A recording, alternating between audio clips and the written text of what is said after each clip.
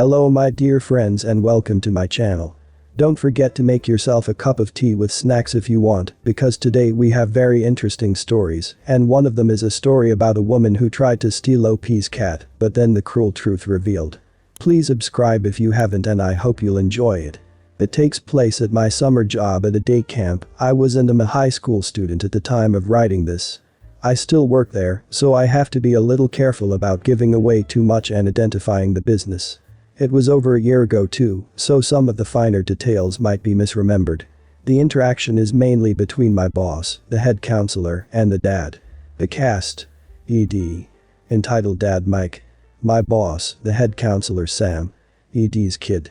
I don't want to call him Ek, as I really blame the parenting here, and he wasn't bad at all in this story. The other counselors and I, as I mentioned, I'm mostly an observer here. So it's the end of the day on Friday. Camp normally ends at 3, the counselors leave at 3:15, and Mike will stay with the kids in aftercare until the last kid gets picked up by 6. However, on Fridays, the counselors all stay late to clean up, usually until around 5 or 6. The kids in aftercare just play by themselves, or we put on some cartoons. Mike usually plays with them, but as mentioned, Friday is cleanup day. We are all cleaning up, and slowly the parents of kids in aftercare are trickling in to pick their kids up. Sam is just hanging out. Now, we had another kid in the camp, Isaac. His parents had already picked him up. He and Sam had the same model lunchbox. We didn't have a problem with this until today. ED comes to pick up Sam and goes to get his lunchbox from the table. He picks it up, marches to Mike and says, "This is not my kid's lunchbox." Mike sighs and says calmly, "I'm sorry. We had another kid this week, Isaac, who had the same lunchbox. I guess that's Isaac's lunchbox you're holding." ED scoffs and says obviously. "Now get my kid's lunchbox back." And starts to walk out with Isaac's lunchbox. Mike rushes forward saying, "I can call Isaac's parents. But I'm going to need you to leave his lunchbox here." No. They have my kid's lunchbox, I have theirs. This is my insurance. I get my kid's lunchbox back. I will give it back when they give me my kids. I'll wait for them to come here." Mike is flabbergasted. All the counselors are listening, but pretending not to so we don't get involved. Well, it might be a while to get a hold of Isaac's parents. They only left 5 minutes ago, so they could still be driving and not pick up the phone. Well then. I'm not waiting. I'm leaving. You have my address. I give you my permission to give them my address, and they can come to my house and make the exchange. I can't let you leave premises with another kid's property. Why not? You let that family leave with my kid's property? I don't think I've ever seen Mike more confused. That was an accident. I can't knowingly let you leave with that lunchbox. You guys are lucky I'm not calling the cops. I'm sorry, your negligence let another family steal my kid's lunchbox. Sir. Mistakes happen. Again, I apologize for this inconvenience, but there was no crime committed here. This goes on for a few minutes. Eventually, Mike pulls a 1000 IQ move. He was studying to get his master's in elementary education. He knows how to handle temper tantrums. Alright sir, I'll see what I can do. In the meantime, would you mind signing Sam out? He hands ED a pen and a clipboard with a sign-out sheet. To sign it, ED has to set the lunchbox down on the table. ED of course doesn't notice and falls for it. While he's signing Sam out, Mike quietly takes Isaac's lunchbox and sets it safely behind him. ED never notices. Then, Mike checks the contact list and calls Isaac's parents. His end of the conversation goes something like this. "Hi, Isaac's mom, this is Mike from camp name. I believe I have Isaac's lunchbox here. Yeah, he and another kid had the same lunchbox, so you probably have his. No worries. When do you think you'll be able to drop it off? Oh really? No worries. See you shortly.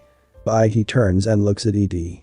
In an impressively calm voice, he states they will be back shortly to pick up Isaac's lunchbox. But they do not have Sam's. Isaac just forgot to grab his. It was so silent, you could hear a pin drop. The other counselors and I froze for a second, but managed to keep the facade of "we're just working here, don't mind us." ED freezes for a moment, unsure of what to do. I can see the little gears turning in his head. He comes to his epic conclusion. Well then it must be here. Genius.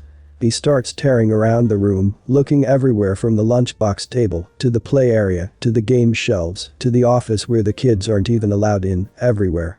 Mind you, we had been cleaning up, and so everything was very neat and tidy. While this is going on, Mike decides a different strategy.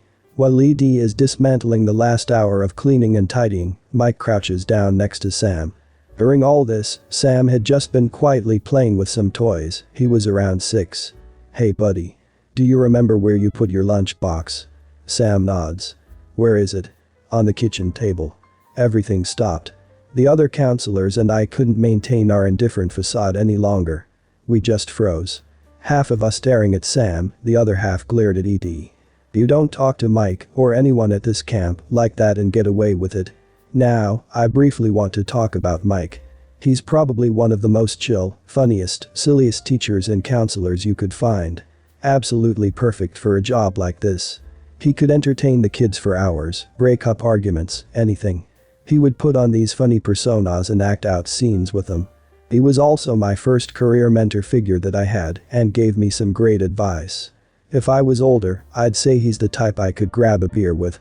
Just so relaxed and a great guy. He deserves all the praise in the world. I wish I could name him, but that would reveal too much. However, when he stood up, there was a look on his face I had never seen before. Gone was the silliness. Gone was the fun. Also gone was the tolerance for this ED. In the most deadly calm voice that practically shouted anything but calm, he said, "Sam says his lunchbox is on the kitchen table. In your house. He says he never brought the lunchbox to camp today. The lunchbox isn't here." ED once again freezes. His face goes white, then red, then blue. Guess he was still feeling some of that 4th of July spirit. He stutters for a bit before turning to Sam. He said, "Now look at this. You've made me look stupid." It was at that moment I lost all little remaining respect for this guy. It was also the moment I felt bad for Sam. Throughout the week, Sam had been a less than stellar camper. He'd thrown tantrums, was entitled, didn't follow the rules very well, etc. All frustration I had for him was replaced by pity. He had been raised in a house where his father's mistakes and actions led to him being blamed. He had been raised by a man so entitled he would throw tantrums over a child's lunchbox. That's why I'm not calling him Ek in this story. He deserves much better.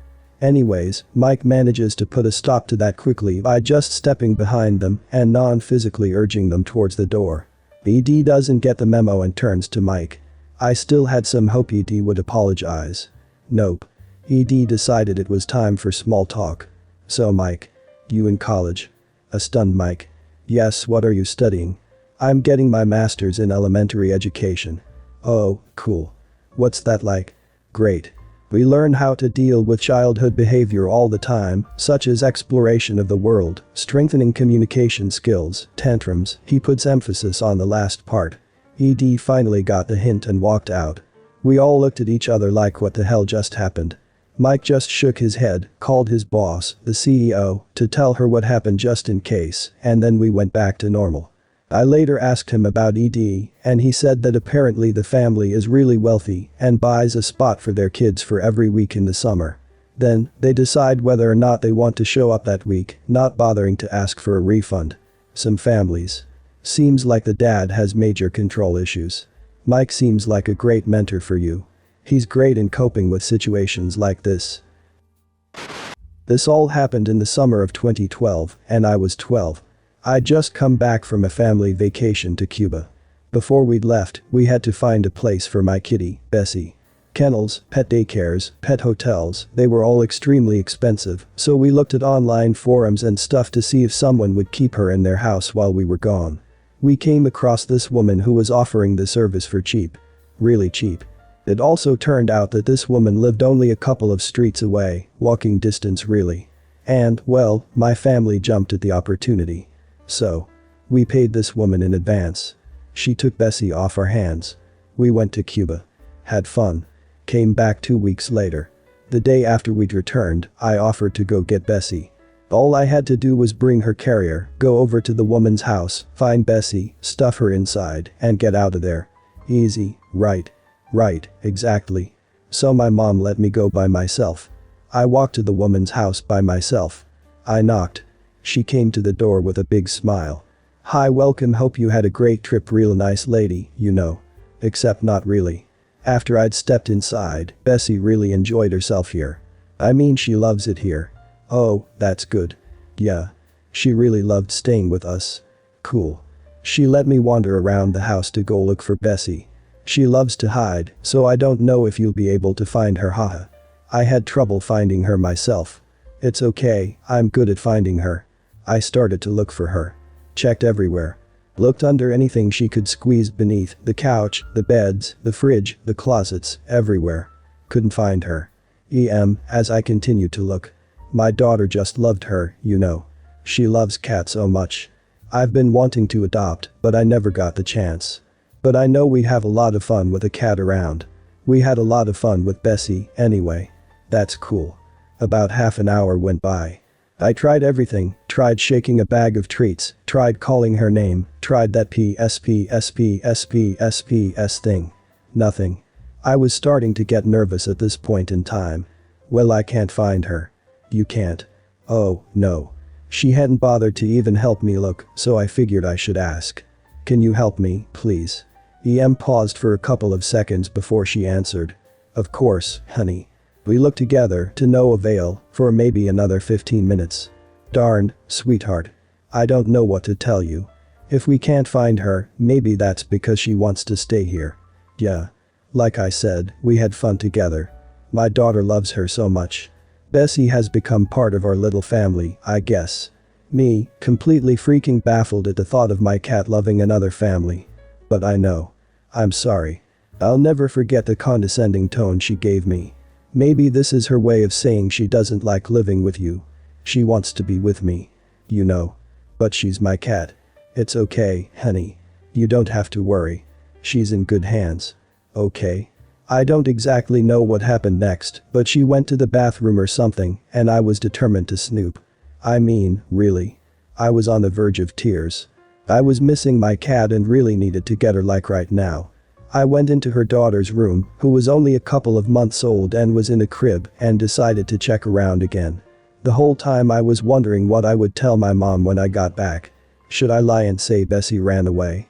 Or tell the truth, which is that Bessie abandoned us for a better family? I felt like crap. I thought we'd given Bessie a good life.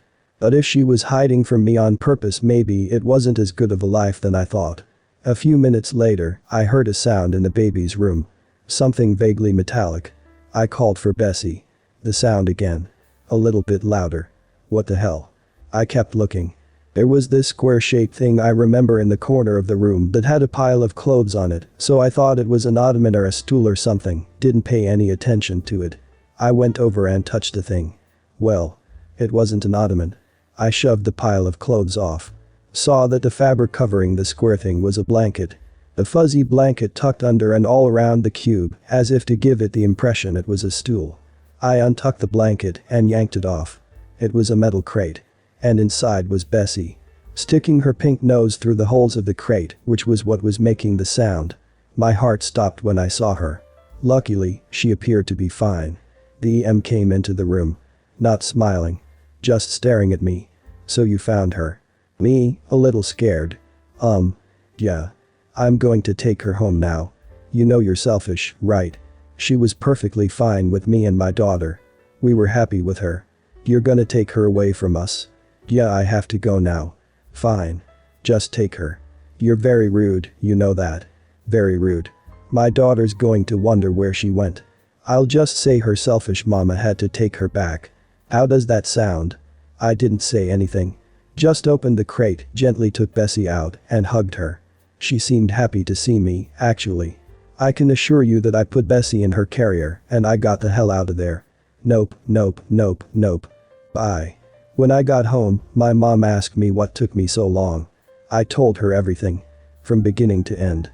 What the woman said to me, all the way to when I finally found Bessie. My mom was livid and horrified at the same time. She told me she would take care of it. Okay, I said. Good. And that was that.